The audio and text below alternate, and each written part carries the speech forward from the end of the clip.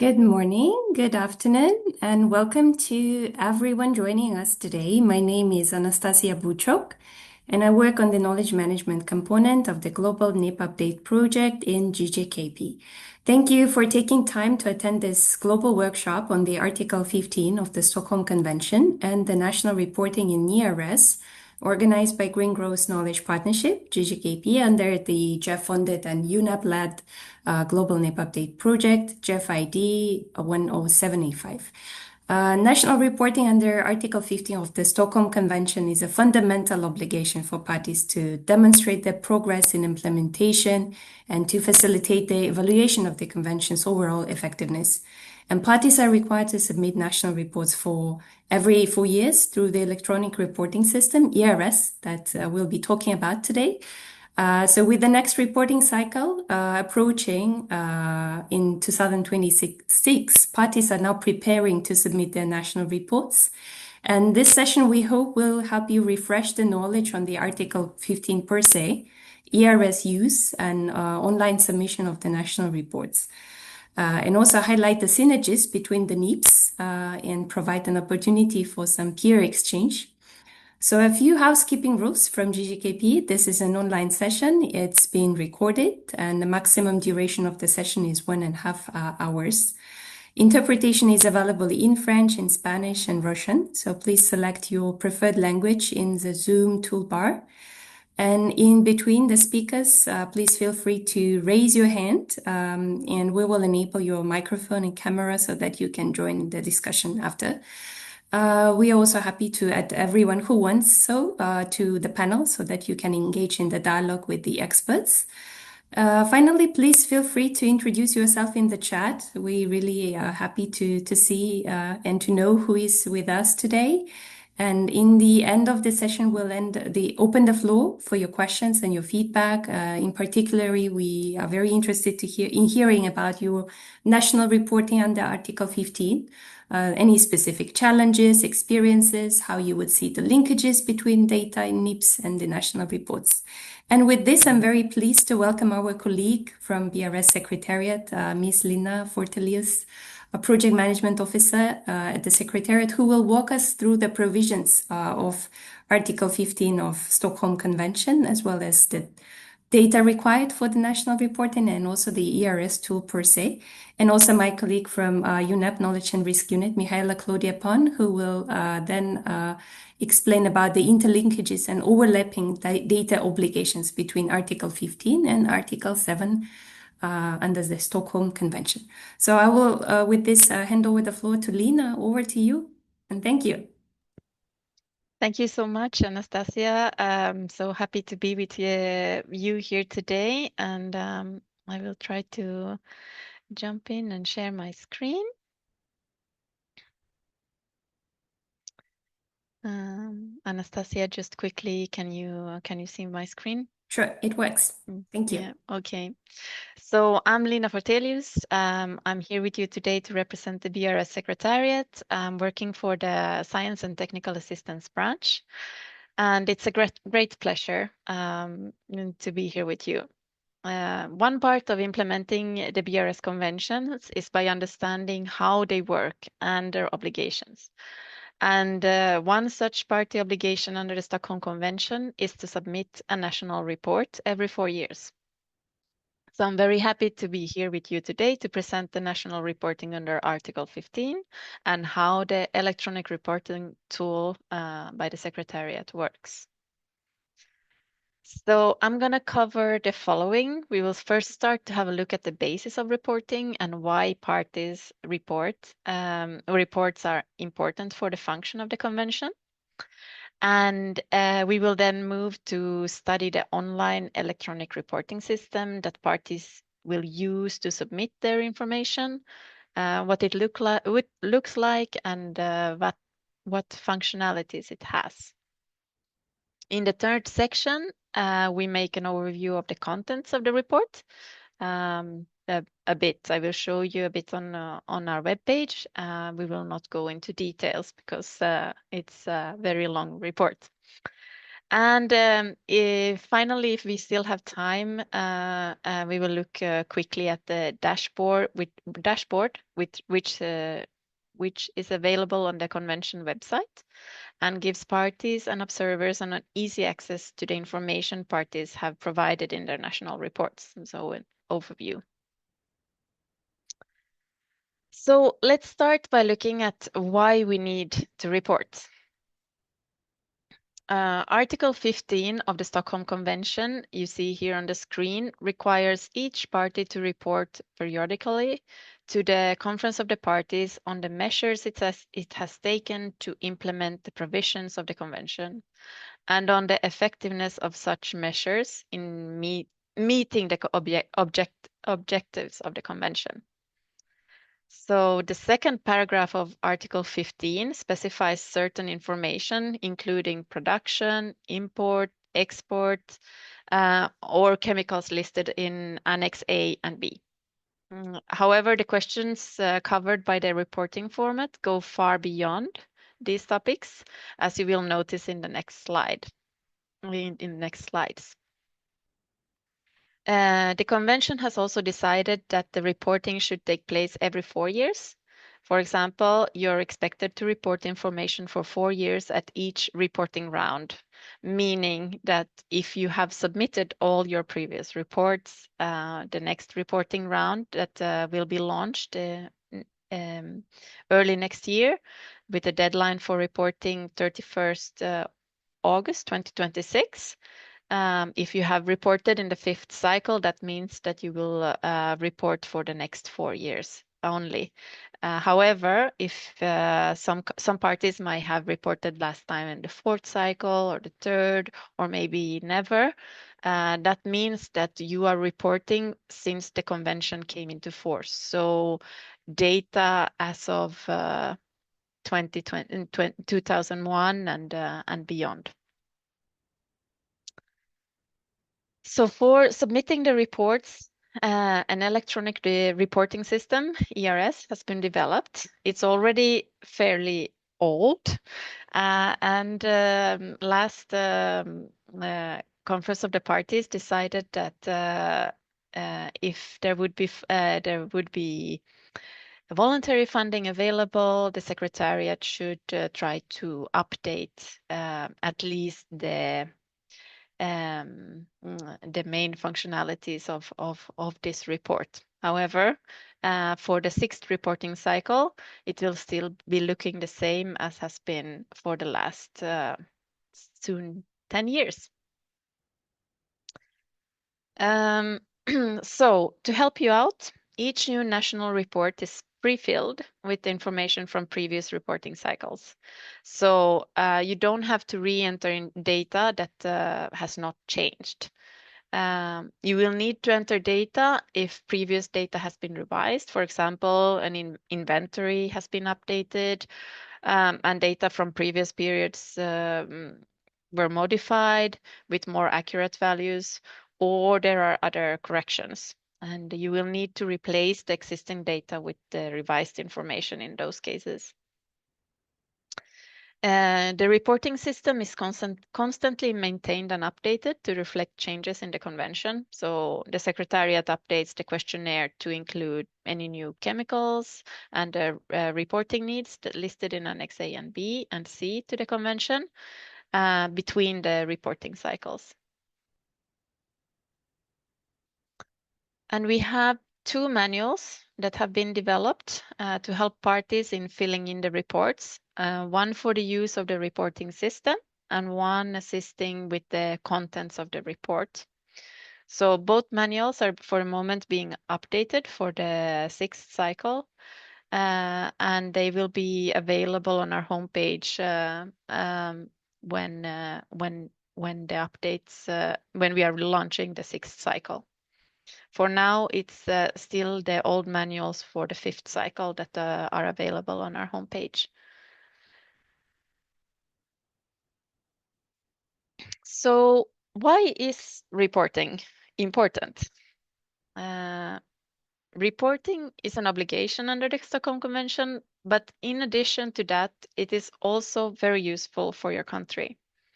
So it's a checklist to follow how your country is meeting its obligation under the convention, and to identify gaps and priorities in implementation, and to help in updating the national implementation plan.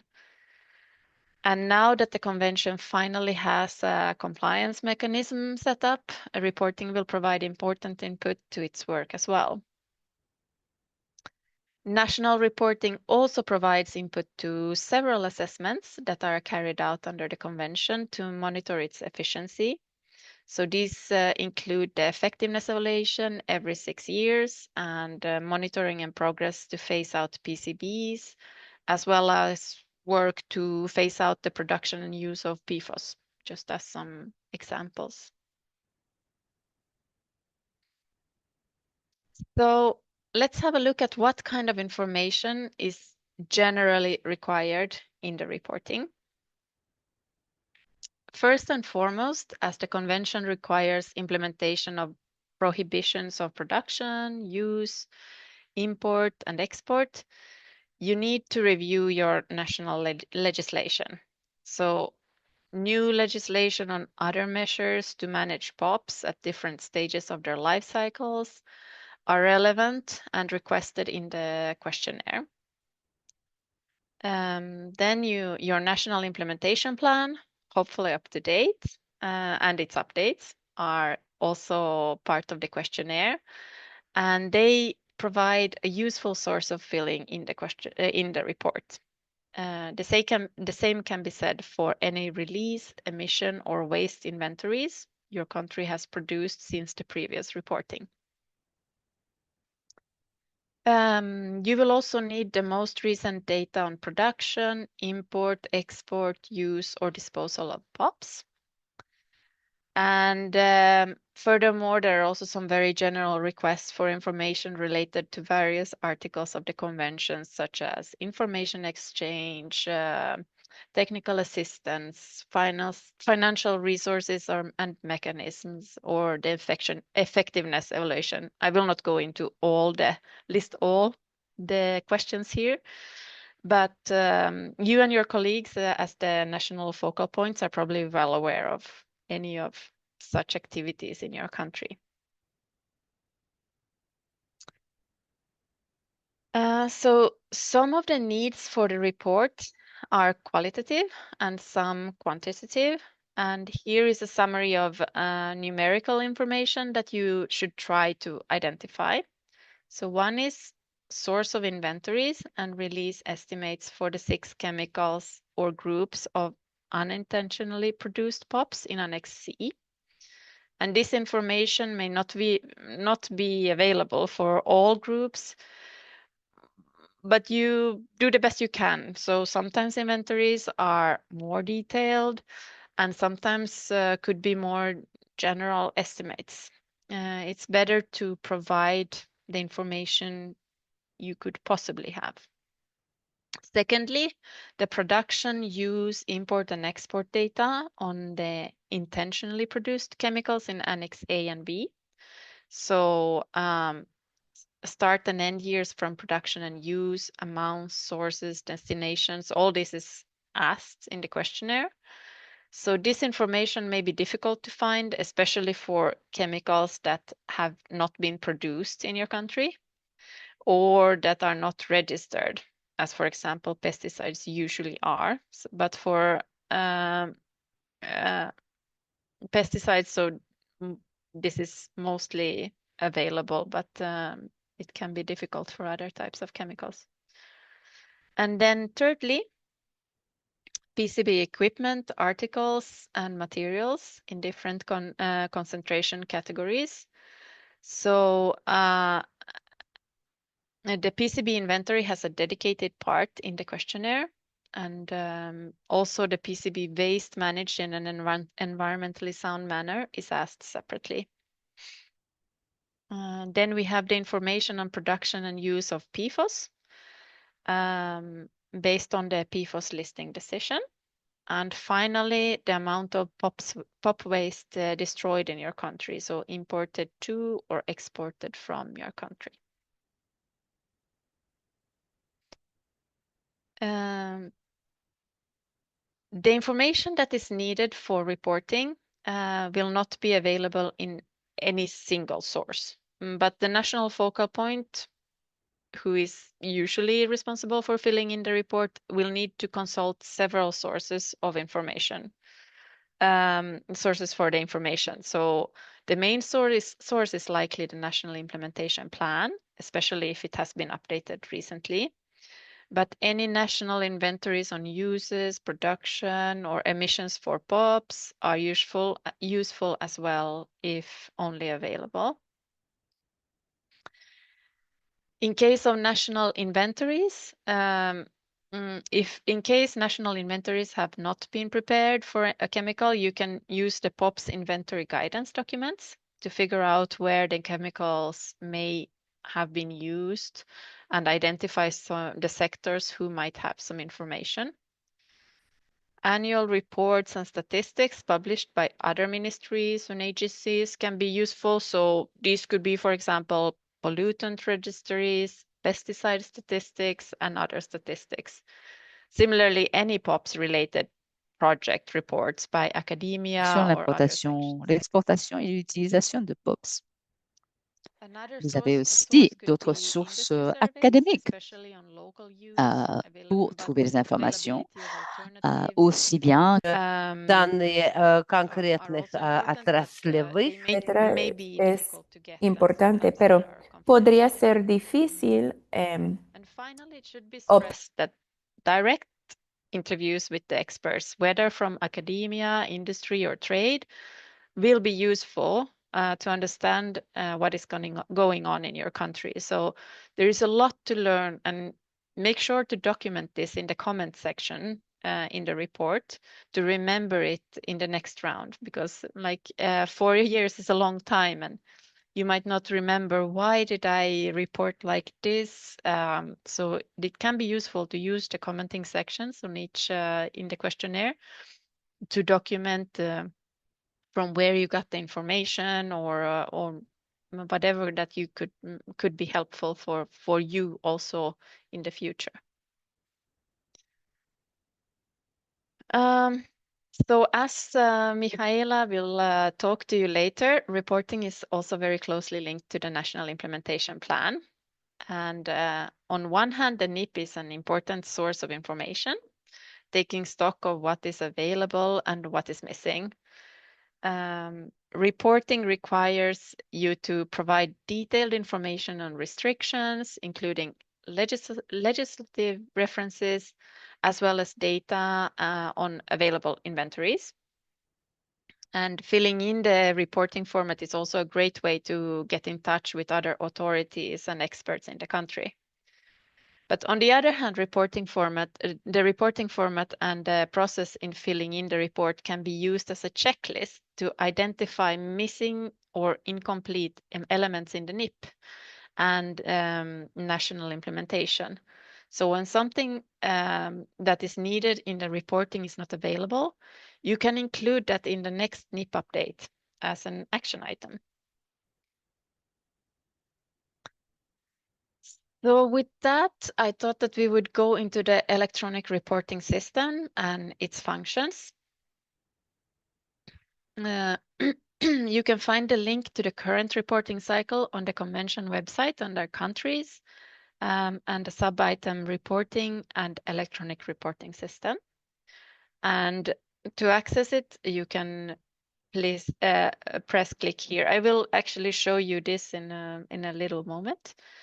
And then you please note also that on the left-hand side, there is a link to the guidance, which contains both the user manual for ERS reporting system, as well as the manual for the Article 15 national reports, which we mentioned earlier. So 2 accounts containing usernames and passwords have been sent to the official contact point by the Secretariat by email. And the report can only be submitted from the OCP account. So the official contact point is the one that need to submit the report, the final report. However, the technical account can fill in the full questionnaire. So In case you have lost your account login name and password, you can also press the account recovery functionality on the website to recover your password and login name. However, here I wanted us to stress that if the national focal points or OCPs have changed since last reporting cycle, or we might have the wrong data in our database. And if you the account recovery functionality only works if you enter the data that was submitted officially to the Secretariat. So if the email address is not the same that was submitted to the Secretariat, is not the same that you can find on our website, you will not get the recovery. Then you need to contact the Secretariat separately to either update the official contact point or national contact point details, or update just if the person itself have changed, or then just details, for example, an email address. And after you have signed in, you can select the language for the report from the 6 UN languages.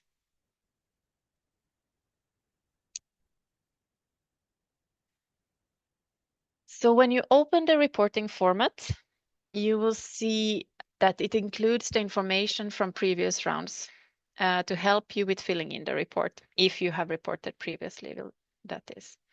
For example, the bans and restrictions of old POPs may not need to be changed if they have been reported earlier and there is no change. And sometimes legislative references may need to be changed, but the information is otherwise kept the same. Each reporting cycle is also an opportunity for you to update previously provided information and, if necessary, to correct previously reported data to create a single complete report. And here is an overview about the reporting system. So on the left-hand side, you can see the side toolbar where you can access all the different parts of the report. And these parts are explained in detail in the manual for national reporting. And the top toolbar contains links that will take you to the previous or next page of the questionnaire. You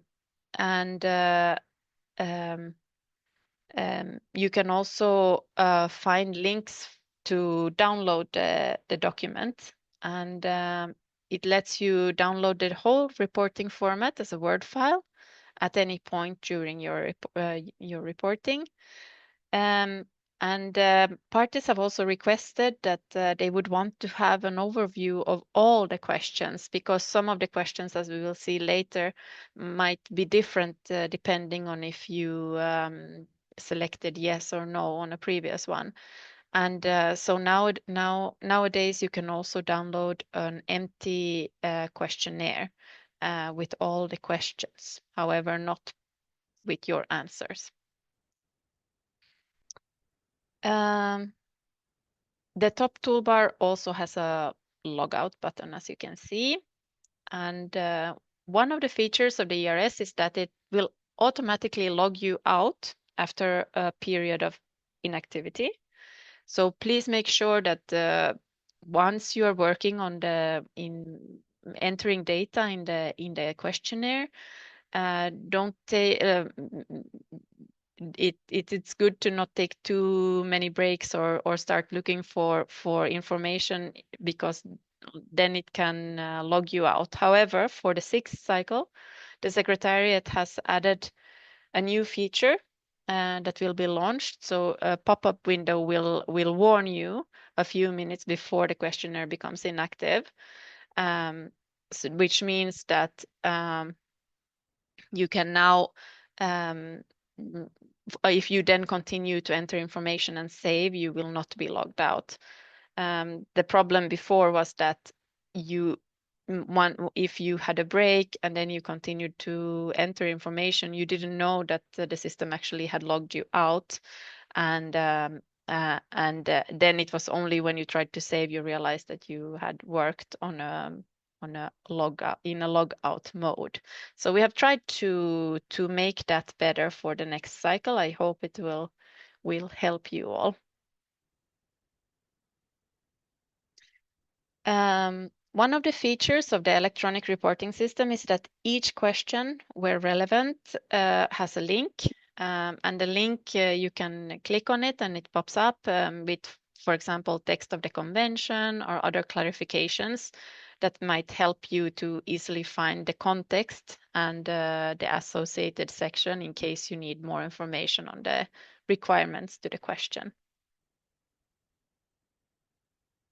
And as mentioned before, the user interface of the electronic reporting system is dynamic. So some questions offer multiple choices, and the user can select most suitable answer out of a list of options, which then may open additional questions. So for example, if a question requires you to answer like here, yes, once you select your answer, there could be additional questions appearing. In case your answer is yes, you will be expected to give additional information on what has been done. And in case your answer is no, you may be requested to specify for reasons why nothing has been done. For example, there is a lack of institutional or policy framework, or financial resources, or human resources, or technical capacity.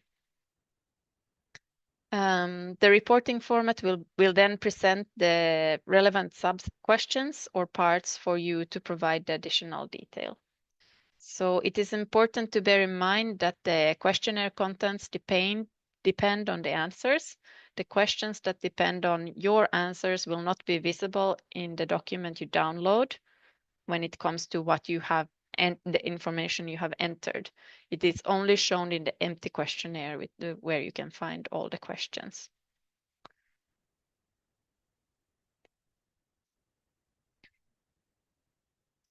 So the system will guide you at all times on how to fill out the questionnaire, and will warn you when it detects missing or incorrect forms of data when clicking the Check for Errors button.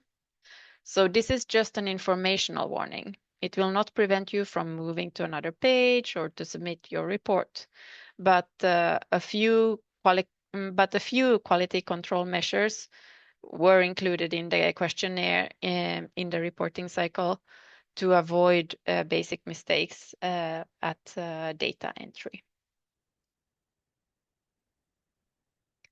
So now we come to the part filling in the questionnaire. And here I wanted to show you also online. I will just quickly show you. So on the introduction page, you now have, as I told you, the download country questionnaire, which includes all the data that you have entered at that point. And then you have the download empty questionnaire, which contains all the questions, or the dynamic ones that you might not see, depending on your answers. And here I will stop sharing. Just give me a moment.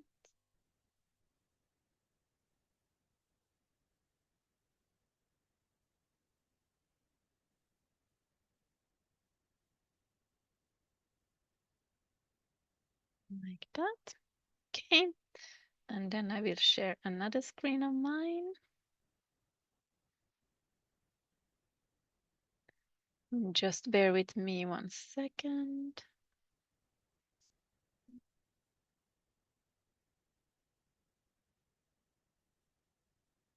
Okay.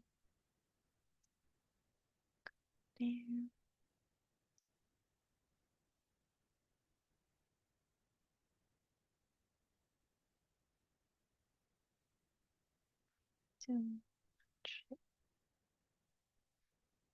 Now I will just ask Anastasia, do you see the homepage of BRS?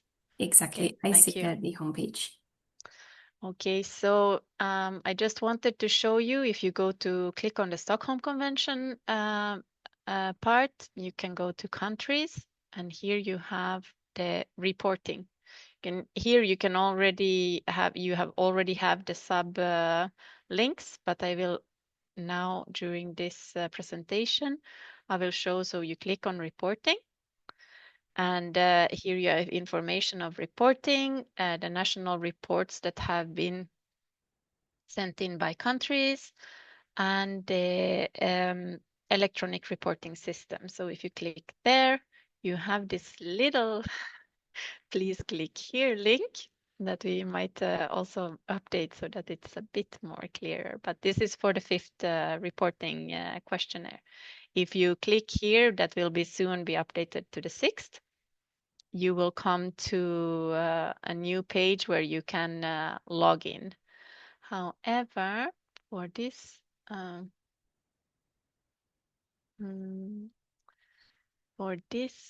part, I will log in.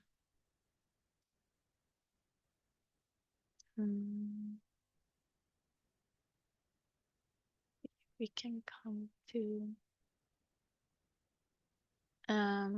log into our test page where we are doing updates for the moment. And I just wanted to show you that here you have, as in my presentation, you have the different sections that you have the general information on a party, which is sourced from the database, and it tells you what date was the last time that it imported data. So this is from the 5th reporting cycle, so there is not so much, but actually, I'm very sorry, but that was not the one I wanted to share. I wanted to share the one that had more recent data. So here, for the 6th reporting cycle, we are updating the sections, for example, to add new, so all the new chemicals are there. And on top of that, you have more years to report on. I will show you one page that has that information.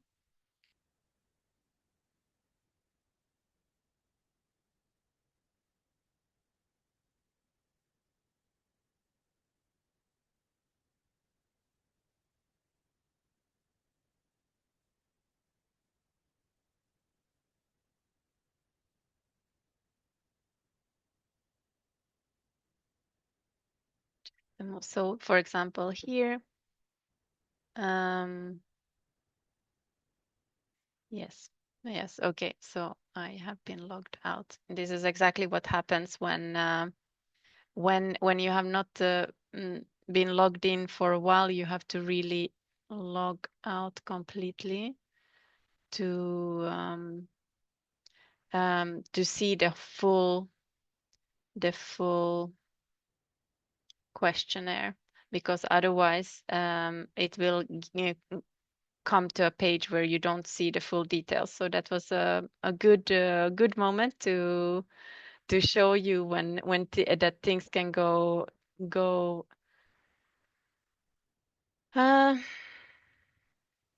yeah go wrong also for us at the Secretariat. But here you have all the years. And now I'm still in the 5th reporting cycle. So for the 6th, there will be more years to come to be seen here.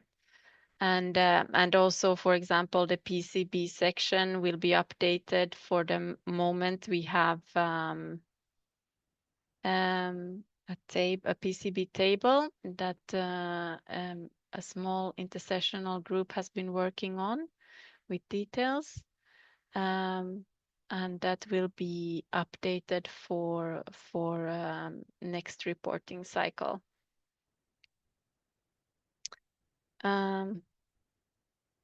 I think, and this was just briefly what I wanted to show you. I will go back to my my presentation.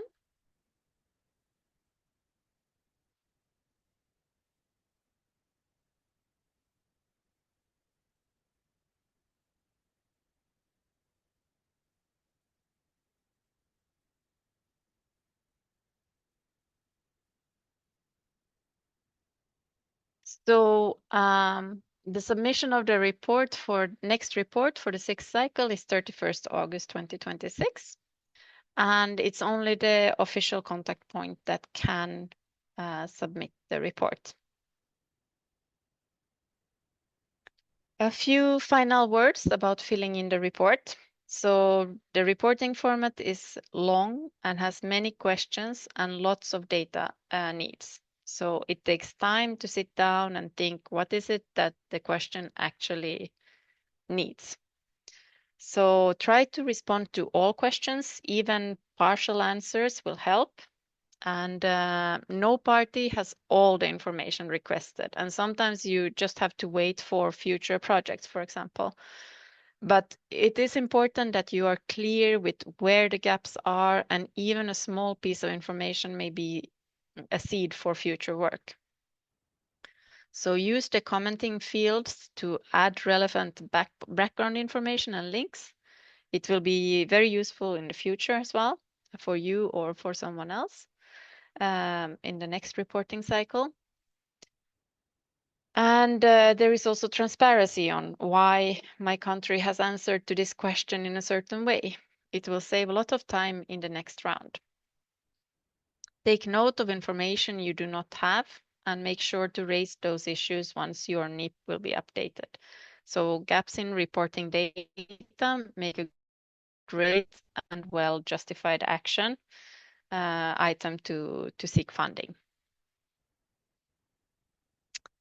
And how are we doing on time? I still have some time for the dashboard, Anastasia? Yeah, sure. Yeah. We have Okay, time. perfect.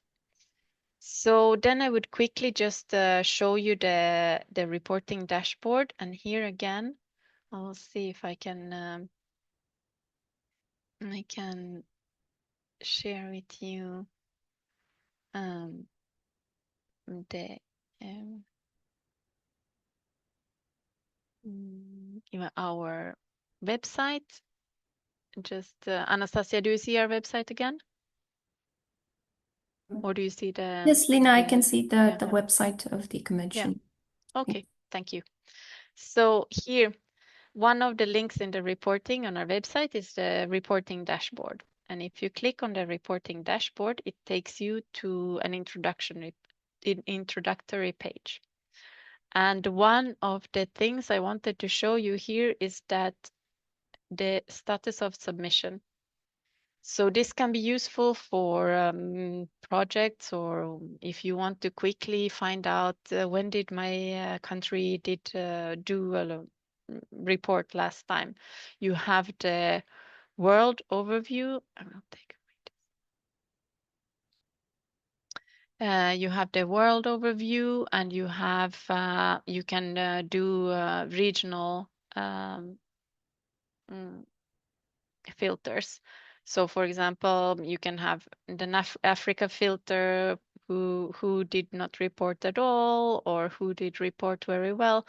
And then you see the dates when the report was submitted. So you have the due date up here in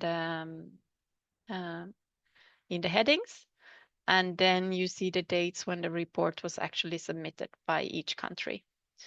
So that is something that can be very useful for you as well when you prepare for next reports.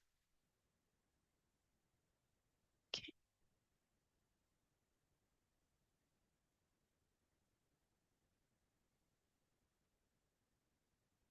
And so the Stockholm Convention reports dashboard can be used to visualize data from the submitted national reports. And you can get easily understandable maps or tables created based on the information submitted by the parties using the ERS. And the dashboard is divided into parts or sections and questions similar to the questions in ERS, so that it would be easier to find what you're looking for. And you can choose the reporting cycle that you suits your needs or the regions. As I showed you, you can see who submitted reports and when, and there are also other filters available. And it's also possible to download data as Excel files, which may be helpful if you want to use the data in your own documents or make searches for your own needs. So as I showed you already on our website, you have the general, you have the overviews in the overview section, and that it's for example, overview 6 is a general report on information submitted by parties. In another way of accessing the information in the reports section by section. So you can see how many countries have responded to each question and also a summary of responses. And then you have the direct access to questions in part B. And if you want to look, for example, at the information on intentional production and use, Article 3, it's responses to question 5 to 7 in the reporting format. You expand the section 2 using the little black arrow and select the question and choose the output you want. And if you choose any of the 5 overviews, you may limit the countries and often choose the kind of output you want to have, table, map, or chart. So there are different options for different questions. Thank you very much for your attention. Reporting is something that it has a lot of information. It's hard to squeeze it into one presentation. I tried to take out things that I thought that might be useful for you to take with you from today's presentation, but I'm happy to answer any questions. I'm happy to get in touch with you for other questions you may have. So look forward to discuss with you some more. But thank you. Thank you very much, Lina, and thank you for guiding us into the ERS and the obligations of the parties to report under the Article 15 of the Stockholm Convention. I think we have one question from the audience as you were presenting.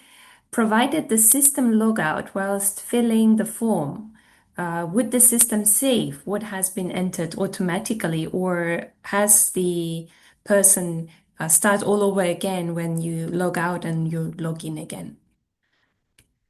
So usually the system, every time you press next page button, the system automatically saves the information that was entered.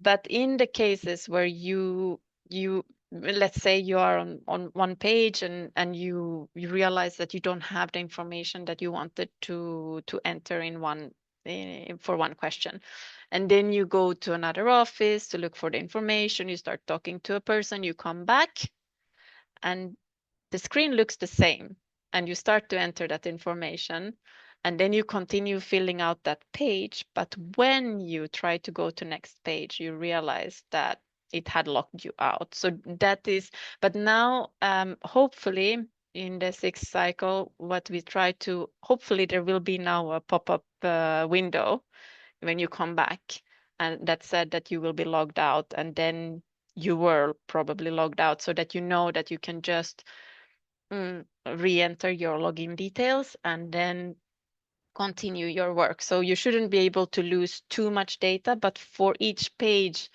there is the risk that if you get stuck on a question very high on that page and then you fill in the full until the end, you might lose that data. But we are trying to make it as good as possible for you to fill in, and hopefully this pop-up window will help you with that. That's great news, Lina, and thank you very much for addressing this question. I think a few colleagues asked whether the slides will be shared. So from GGKP's end, we will prepare a follow-up email for all participants with the videos and the slides. We will also make them available on our project website. So if any colleagues have questions to Lina, please keep your hands raised and we will let you join the discussion. But as I don't see any hands raised and I don't see any specific questions at the moment, we move forward with Mihaela Claudia Pon from United Nations Environment Programme, Knowledge and Risk Unit, also working on this project together with us. And many thanks to Lina. We keep waiting for questions on the ERS until the end of the session. And in the meantime, Mihaela will guide us in the overlapping data obligations between NIPS and the national reporting. Over to you, Mihaela. Thank you. Thank you, Anastasia, and good day, everyone. Thank you for being here. I see a large number of people attending, so that is great.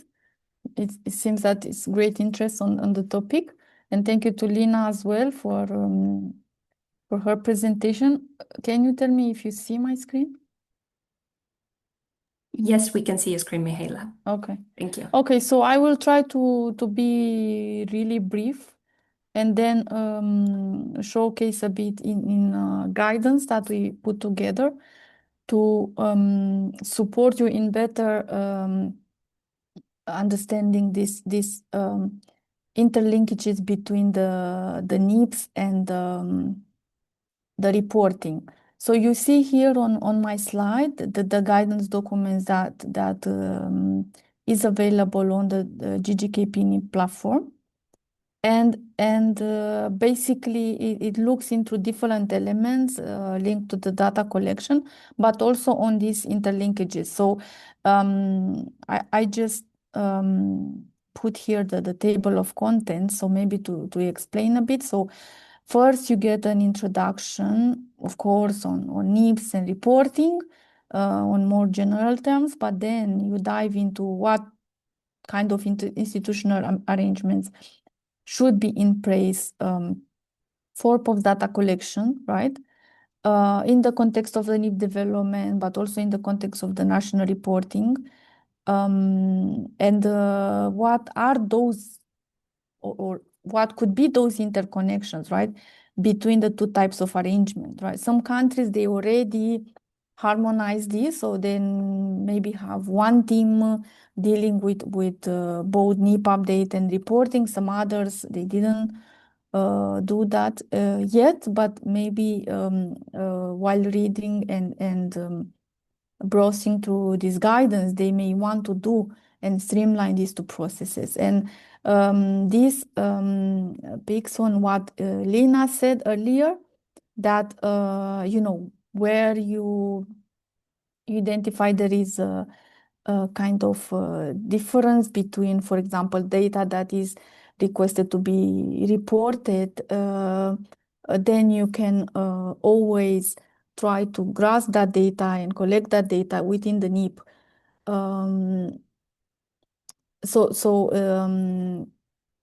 To make this connection, right, use the NIP as a data source next time and get that information to fulfill your reporting obligations.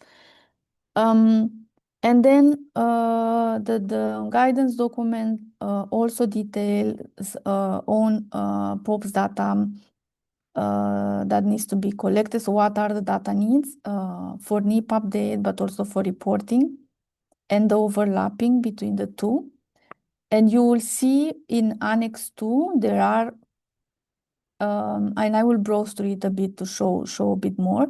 So there are extensive tables where you will see exactly what are the overlaps and gaps between Article 15 reporting and NIP in terms of quantitative and qualitative information. So you see here, there are these two sections, but also one section on overlaps and gaps between quantitative data of other reporting obligation, right?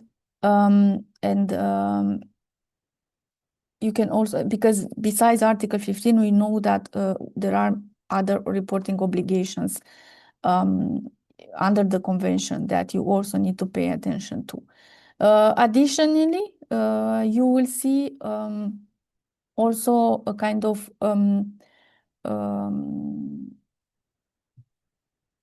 you will be able to see the interlinkages between POPs, mercury, and greenhouse gas emissions used in different frameworks to demonstrate the degree of their overlap, right? So under the Stockholm Convention, we are requested to report on unintentional POPs, right? But also, if we are party to the Minamata, we are requested to report on mercury emissions, and then for greenhouse gases under the UNEP-led convention, right?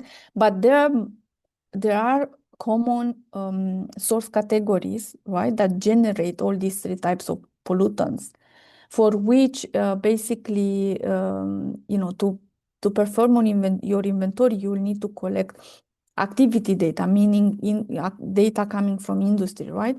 But being common source, whichever team is going to collect that, it will serve the other two teams as well.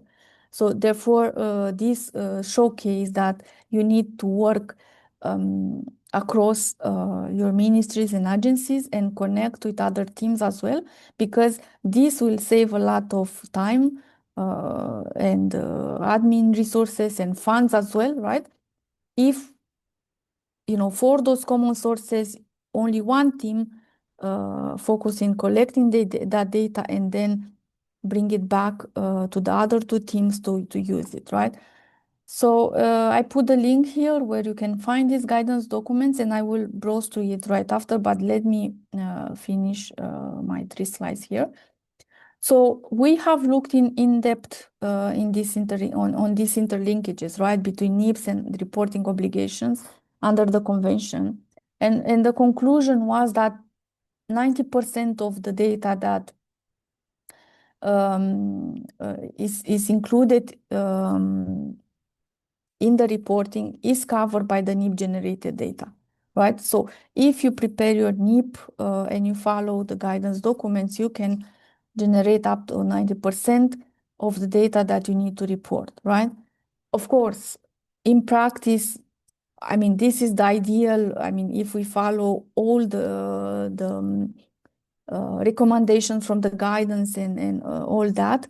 So this is in the ideal case. Of course, in practice, this percentage might differ depending on the availability of the data, of the extent, to which you will be able to collect it, or if it is relevant in your country context, and so on and so forth. So that is the conclusion that we end up with. And now, this is like this is high level kind of another conclusion here on the overlaps and gaps.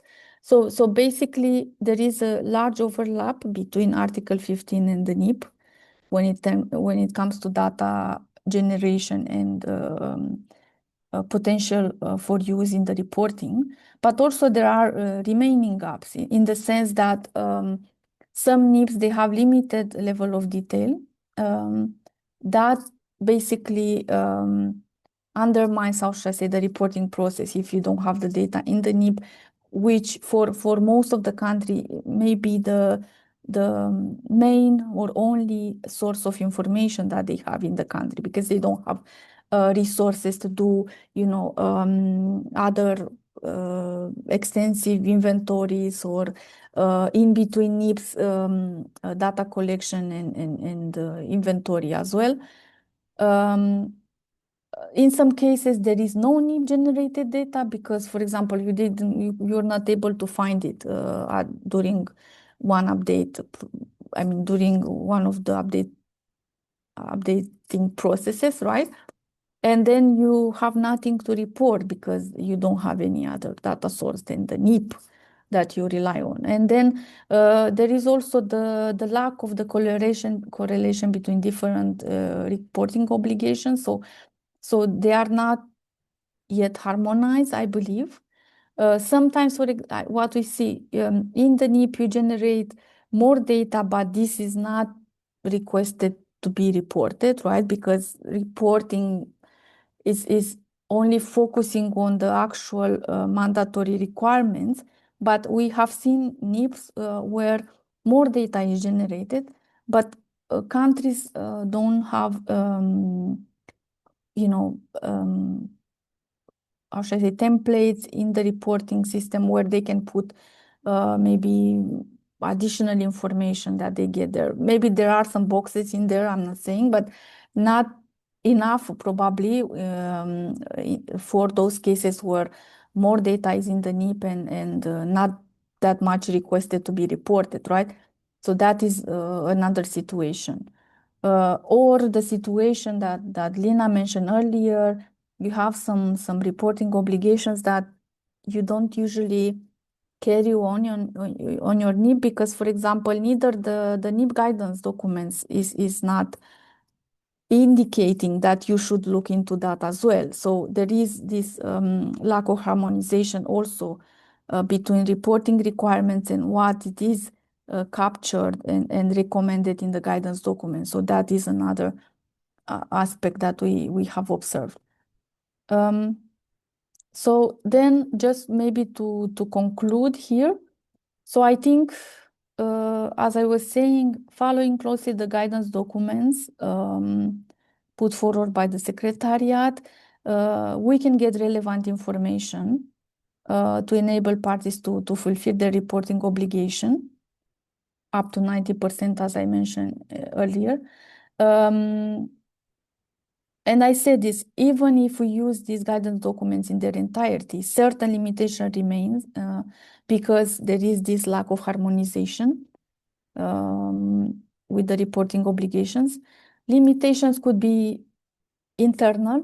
You don't have a reporting mechanism in place. You don't have a dedicated team, or teams are not talking to each other, NEP team with the reporting team. You have financial and technical constraints, but also this external limitation that I was mentioning earlier.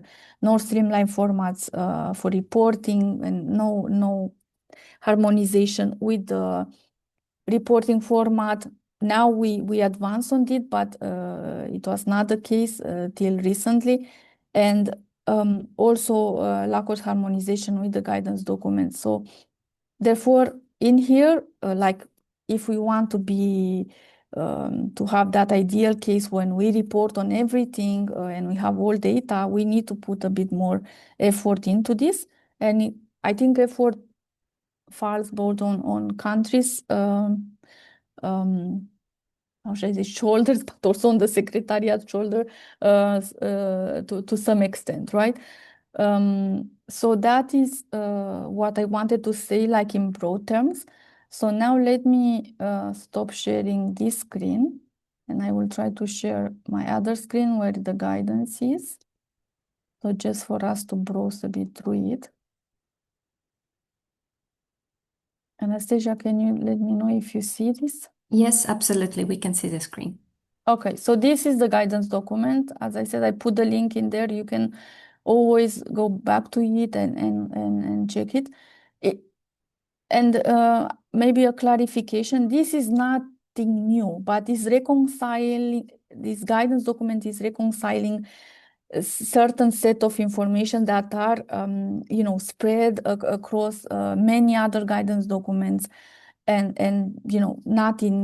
not everything in one place, which this guidance is meant to bring that together. So when you start your data collection process, in here you have all the elements to focus on for this, right? So you don't need to open 10 other guidance documents to understand the whole process. So let me show a bit. So I was talking about these interlinkages between, UPOPs, mercury, greenhouse gas emissions, and their common source categories. So you see here, for example, there are the 3 columns tackling each type of pollutant, right? But then there is an indication on what is the the activity data that you need to collect, what is the unit measure, for example. So then this goes through. So here we see you have energy, and under energy you have different subcategories, right? And then you see what is the common category with mercury, for the mercury inventory and for POP. And then this goes through all those that are overlapping, right?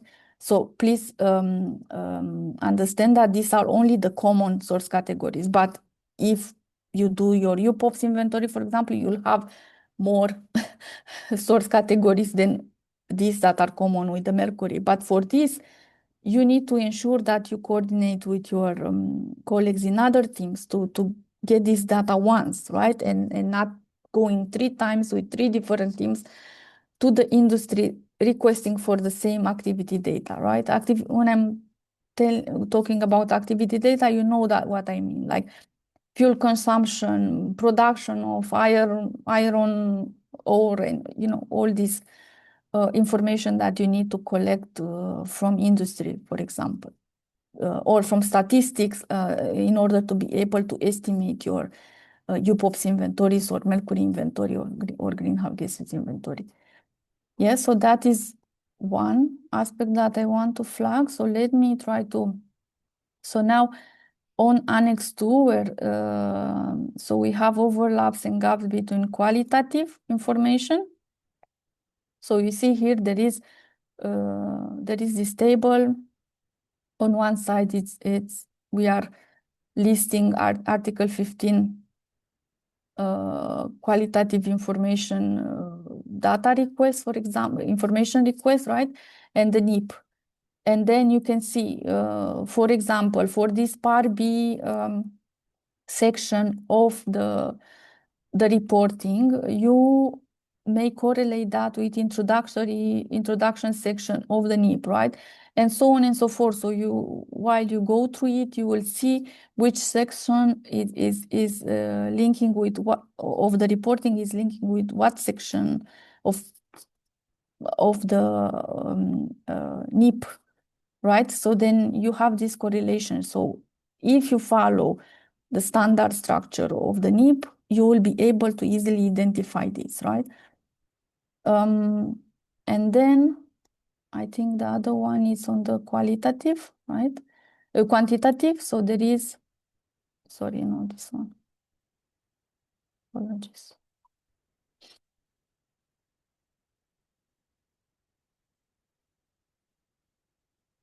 So overlaps and gap, overlap and gap between quantitative data. So you see here, this is same structure. On one hand, you see the Article 15 quantitative data requests, right? So what information you need to fill in there, and the NEP quantitative data that you generate. So then you can see the connections between the two. And yeah, so I think these tables are really easy to follow, and it will help you very much navigate the two processes, right? Without doing in-depth research, looking through all guidance documents and so on and so forth. And then the last one I said that is the overview between the other reporting obligation and the NIFs. So you see here you have some for UPOPs that and PCB, and then I think it's DDT, should be DDT as well. No, POPBDE, so there is this review of continuous need for specific exemptions that you receive a questionnaire to it, and then it should be, I think, DDT and PFOS. I think those go as well as a separate reporting obligation. You see, so yes, DDT and PFOS, right? And then you will see that where there is no connection into the NEP, that means that when you update your NEP next time, you need to make sure that whatever it is requested in the reporting format, you include in the data collection under the NEP, as was flagged by Lina as well. Because I mean, you may have other mechanisms. I'm not saying that this is valid for everyone, but in case you don't have any data collection mechanism in the country except for the NEP updates processes, then that is the time where you need to make this connection, right? So look into the reporting format, see where there is no overlap with what you currently collect in your NEP, and add it. So include it in your planning for data collection under the NEP. So I think I will stop here. I'm happy to respond any questions you may have. So thank you so much. Thank you so much, Michaela. I think that's a really great overview with the annexes in the guidance that will help our parties in the process when they develop their national reporting next year for the cycle number 6. So as you mentioned, NEPs are actually a great source of information for national reporting, and I hope NEPs become so and really help parties to finalize their national reports next year. I think we had one question from Madagascar, which was already addressed in the chat, but Evelyn, if you would like to add anything on that. Well, I can just thank you. I will just quick and thank you, Mihaela, for a very interesting presentation as well. I think it's very, very useful indeed. Well, no, for the question, there was a question about username and passwords, and if you already have one for the 5th cycle, would you need to have an updated one for the 6th? No, as long as you don't change roles in the government. The password and username will be the same, and usually the secretariat before the 6th cycle we will send out a document with information for the OCP with the login details again. So everyone that has updated information on our website we will send every OCP, and the NFP will get, or OC will get that letter, and then he or she needs to share with the NFPs. Thank you. Thank you very much, Lina, for the answers. I do not see any hands raised at the moment, and we don't see many questions from the audiences. So we still have time, and if anyone would like to jump in, please keep your hand raised and we will promote you to the panel. If not, I don't see any hands raised. And I don't see any questions on the chat at the moment. I think if we are very much ready to wrap up, Lina or Mihaela, would you like to add anything to this session? Thank you, Anastasia. So I think we were very, very clear when presenting if there are no other questions. But maybe, I mean, thanks for those few questions that were posted. I think it's important. But I think what I will ask is to keep this dialogue open, right? So whenever there is any kind of need for more explanation or details, we are here to support you. So feel free to flag any query or how should I say, question or comment or whatever struggles you identify, and we'll do, at least from my end, I will do my best to respond, and I am sure that Lina will do the same. So I just want to thank everyone for being here. And yes, Anastasia will mention at the end that all these presentations will be circulated, including a meeting report. And this recording of the webinar will be available for you to revisit when needed. Yeah. Thank you very much, Mihaela, and thank you very much, Lina. If you would have any closing remarks before we finish. Well, thank you indeed, Anastasia. It's so nice to be here with you all. I think, as Mihaela said, let's keep this dialogue open. You will find our contact details when we circulate the presentations, and so we are here for you, and we really hope that any questions you may have, you can reach out to us, and we will try to help you. So I'm really happy to be here, and I hope that you took some take-home messages from this. So thank you very much to everyone.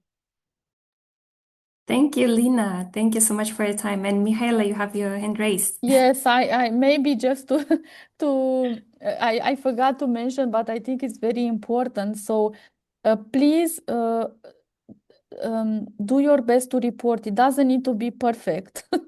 Report the information that you have. That, I mean, some of the countries are already in their NEP update process, and that now is the moment for you to sit together with the NEP team and try to fill in the questionnaire and submit it. Where you don't have the information, just mark that option in there so everyone who will look at it will understand. But we often see this tendency, you know, countries saying, but I don't have all the information, so I better not send. I think for me, I was also working at some time for the government. It's important to submit the information available by the deadline, because, and I will tell you why, because this counts, you know, when donors look at it, right? So they want to understand what is your status, what progress have you reached so far, or what are your limitations, right, as well. And if there is nothing sent, they will have no opportunity to see this. And also for the secretariat, they as well need to prepare, you know, all the documentation for the next scope. There are also colleagues in the effectiveness evaluation work, which need any kind of information from your end. So I believe don't get how should I say, having part of the information should not stop you submitting the report, you know. Submit what is available at that moment, and maybe mention in the commenting boxes that this is the situation, this is the case, and you know, I think it's quite important to maybe make this call because it's also a pity. You do a lot of work, but if it's not nowhere reflected, no one will know how much you work in your country context on this. So please take you know, few hours during few weeks just to sit together with the NEP team and try to complete the reporting. I think that is the most important. Thank you very much, Mihaela, for these remarks. And looking at the presentations of Lina and your presentations of Mihaela, I feel a sense of admiration and a sense of the big workload that people in the countries are having. This is indeed a very busy people. And thank you very much for your time to attend this session, sparing your time and participating. And we hope it was helpful. We will follow up by email with the slides, and also we will share the videos on the website, and we will share the links to the videos with you in the email follow-up. And if you have any questions as you start working on your national reports or national implementation plans, please feel free to reach out to Secretariat, to UNEP. Also feel free to reach out to GGKP for knowledge management support. And we are very, very happy to serve you as much as we can. Thank you very much to all who attended. Many thanks to our colleagues from Secretariat, from UNEP, Mihaela, Lina, for your time and for a great session. And thank you to all interpreters and countries. And we are ready to wrap up. Thank you and goodbye. Thanks to you, Anastasia, as well. Thank you so much. Thank you. Thanks Bye. to everyone. Goodbye. Thank you. Bye-bye. Bye.